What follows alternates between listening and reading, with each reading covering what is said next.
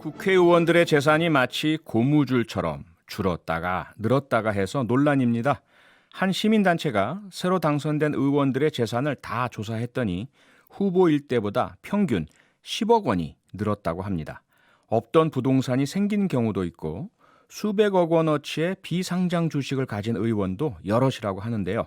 이 조사를 시행했던 경제정의 실천연합 김성달 국장과 얘기 나눠보겠습니다.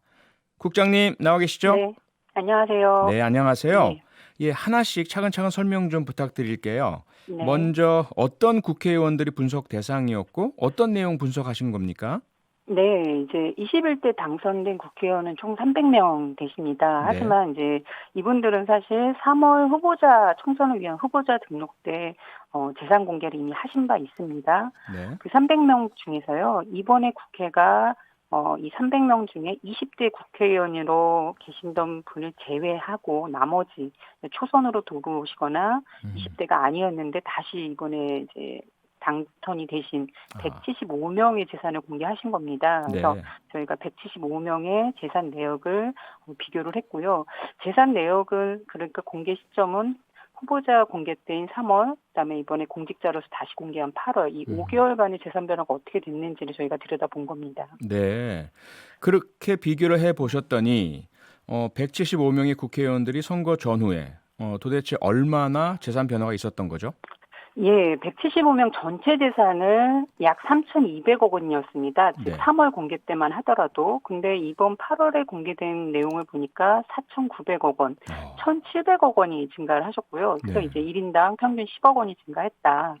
그리고 음, 이 중에 부동산 재산은 약 9천만 원 정도 증가한 것으로 나타났습니다. 네. 아니 평균 10억 원이라면 정말 뭐 저도 뭐 국회의원을 네. 해봤지만 이거 이해가 도저히 안 가는데요. 네. 도대체 어떻게 이런 차이가 나는 거죠? 뭐 기준이 네. 과거와 달라진 건가요? 네, 분명히 이제 제도적인 변화가 분명히 있었습니다. 아하, 5개월 만에 이제 수백억, 많게는 수백억, 작게는 뭐 몇천만 원 이렇게 증가를 하셨는데, 네. 가장 크게 증가한 이유 중에 하나는 비상장 주식, 보유하고 있던 주식이 비상장 주식이었는데, 그 가액 기준이 변동이 됐습니다. 그래서 아, 3월 공개할 때만 해도 이게 액면가, 이제 장부가 기준이었는데, 네.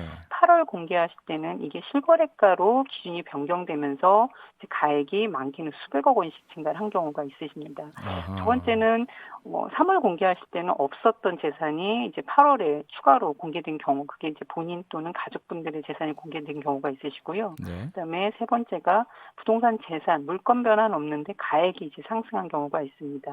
그리고 음.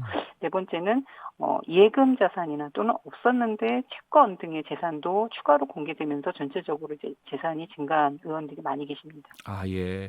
그 하나하나 좀 나눠봐야 되겠네요. 모두 일률적으로 네. 그렇게 증가 자체를 이렇게 뭐 부정적으로 볼 필요는 없을 것 같고요. 뭐 사유가 네. 분명하다면 이해가 가겠죠.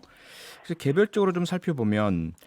전복민 국민의힘 의원, 한무경 국민의힘 의원, 그다음에 이상직 민주당 의원, 소위 뭐 탑3로 뽑으셨던데요. 네. 전복민 의원은 865억 9,900만 원이 증가했고요. 한무경 의원은 288억 원, 이상직 의원은 172억 원이 무려 늘어났습니다. 네. 이분들 어떤 연유에서 이렇게 늘어나게 된 거죠? 예, 일단 이 이제 평균 10억이라고 했지만 사실 이 상위 탑3 의원님의 재산이만 증가액이 1,300억 원입니다. 그러니까 전체 어이고, 재산액의 76%를 이제 차지하고 계신데 예, 사실 전복민 의원의 경우도 그 비상장 주식을 보유하고 계셨습니다. 근데 이제 아하, 비상장 주식을 3월 후보자로 등록하면서 공개하실 때는 181만 원으로 공개를 하셨거든요. 네, 근데 이번 8월에는 그 같은 주식의 가액이 858억 원으로 이제 다시 신고가 되면서 음, 여기에서만 858억 원이 증가를 했고 거기에 뭐 부동산이나 채권 등의 재산이 추가로 공개되면서 866억 원이 증가하신 겁니다. 네, 이 외에 한무경 의원 또 이상직 의원도 비상장 주식을 가지고 계신 것들이 음, 실거래가로 다시 재평가되면서 전체적으로 이제 많게는 수백억 원씩 이제 재산이 증가하신 경우가 있으시고요. 이 네네, 외에 이제 아까 말씀드린 것처럼 재산이 추가 공개된 경우가 있습니다. 본인 음, 재산이 추가 공개되는 거나 또는 부모님 재산이 추가 공개된 경우에 그래서 10억 이상 증가하신 의원들이 이제 서병수 의원, 이광재 의원, 홍성국 의원의 경우는 재산이 추가 공개된 경우입니다. 아, 그리고 이제 이 외에 조수진 의원, 조태용 의원도 10억 이상 증가를 했는데요. 이제 네. 이 경우는 예금이나 채권 등의 재산이 증가한 경우입니다. 음, 그러면 앞서 말씀하신 탑3 같은 경우는 비상장 주식의 처음에 3월에는 액면가, 8월에는 평가액, 이래서 뭐 네. 본인들로서는 어쩔 수 없다 이렇게 네. 변명할 그런 여지는 있네요.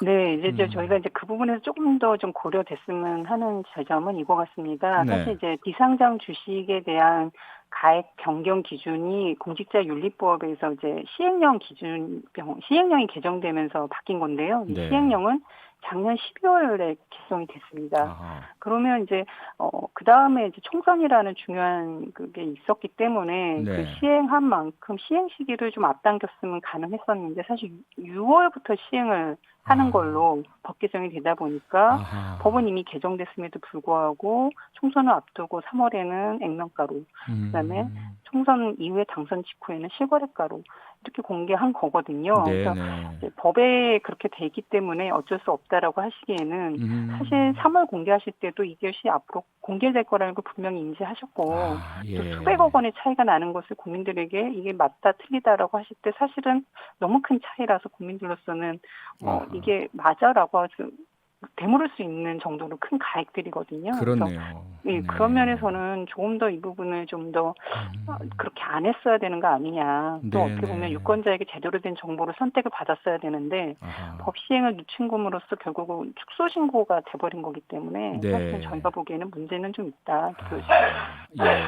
그럼 이 경우 말고도 앞서 말씀하신 뭐 의도인지 실수인지 는 모르겠지만 누락됐던 재산을 네, 뒤에 신고한 의원들이 또 네, 논란이잖아요. 예, 예, 대표적으로 국민의힘의 조수진 의원, 그다음에 더불어민주당 김홍걸 의원 두 분이 많이 거론이 되던데요. 네. 어떻습니까, 이 두 분? 예, 이제 조수진 의원 아까 제가 11억의 재산이 늘었다고 이제 말씀을 드린 바 있는데요. 네. 이 경우는 조수진 의원은 부동산 재산은 동일합니다. 음. 3월과 8월 부동산 재산은 동일한데 예금 재산이 증가하셨습니다. 예금이 3월 공개 때는 본인과 배우자에서 2억 원이 본인 이제 가족 예금 다 합쳐서 2억 원이라고 하셨거든요. 네.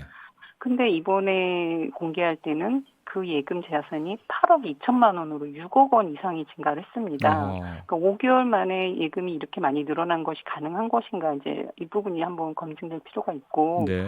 또 하나는 채권, 4인간 채권이 추가 공개됐습니다. 음. 3월에는 4인간 채권에 아예 공개되지 않았었는데요. 네. 이번에는 본인과 배우자가 각각 2억 5천만 원씩 4인간 채권이 있어서 그 금액이 5억 원이 증가가 되면서 어허. 전체적으로 이제 11억이 증가가 된 경우입니다. 그래서 네. 이거는 이제 조수진 의원께 저희들도 뭐 소명 요청을 드리겠지만 음. 상당히 이 결과만 봤을 때는 누락할 수 있는 여지가 충분하다. 이제 그렇게 음. 보여지는 그 거죠. 금액이 워낙 또 크네요. 네네. 네. 예금 더군다나 이제 선거하면서 더 많은 예금 사실 쓰실 수밖에 없는 상황을 그렇죠. 치르셨는데도 불구하고 또 그렇죠. 막대한 예금이 느는 게 음. 국민들로서는 좀 설명이 필요하다 보여지고요. 네. 또 한 의원이 이제 김홍걸 의원이십니다. 네네. 김홍걸 의원은 부동산 재산만 5억 이상 증가를 했는데요. 사실 네. 이제 다주택부터 계속 김홍걸 의원 논란이 됐었습니다. 예. 그 3월에도 공개하실 때 서초구, 강남구, 마포구에 3주택을 가지고 계시고 음. 서대문구에 상가 한 채를 보유해서 총 76억을 신고하셨거든요. 네.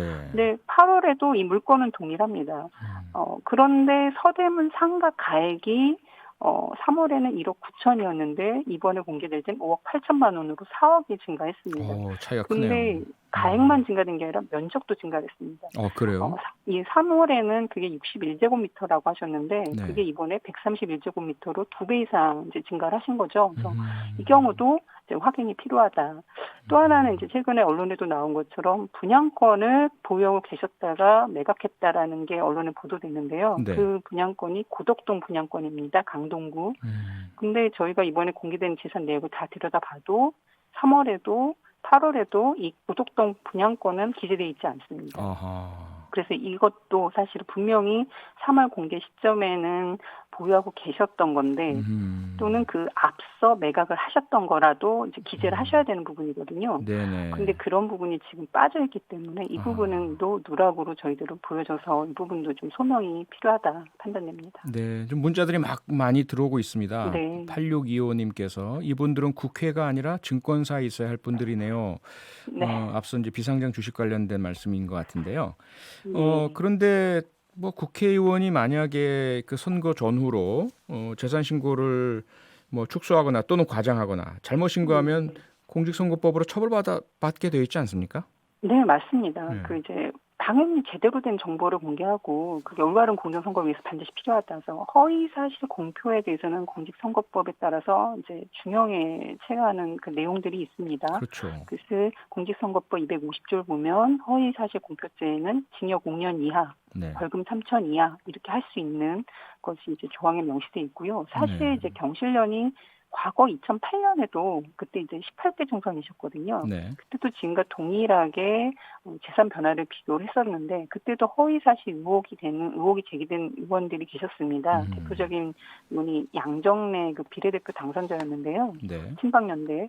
그때 저희들이 그 부분에 문제 제기해서 검찰 고발을 했고 이듬해 이제 그 다음에 선거법 위반 혐의로 형이 이제 내려지면서 그 의원직을 상실한 경우가 있으십니다. 네. 그런데 이번에 이렇게 재산에 의혹이 많은 분들이 꽤 계시는데 만약에 제대로 수사가 이루어지지 않고 그냥 흘러가면 이게 공직선거법은 공소시효가 6개월밖에 안 되잖아요.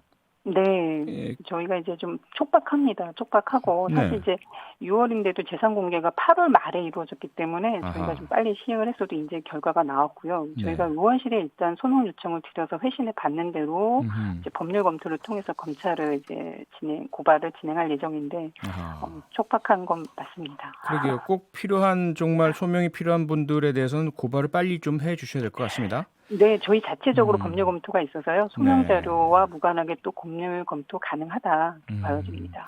청취자들이 계속 문자를 많이 보고 계신데 2160님께서 저도 보고 싶은데 국회의원들 재산 네. 변동 현황 말이죠. 어디서 볼 수 있나요? 이런 질문 주셨는데 어디서 볼 수 있습니까? 네, 국회의원이 당선되고 나서는 이제 국회 관보에 공직자윤리위원회가 공개한 내용이 다 관보에 게시돼 있습니다. 그건 쉽게 보실 수 있으실 거고요. 네. 중요한 건 이제 선관위에 등록한 후보자 자료입니다. 이게 사실은 지금 공개돼야지만 비교가 가능하시고 일반 시민분들도 보실 수가 있는데 네.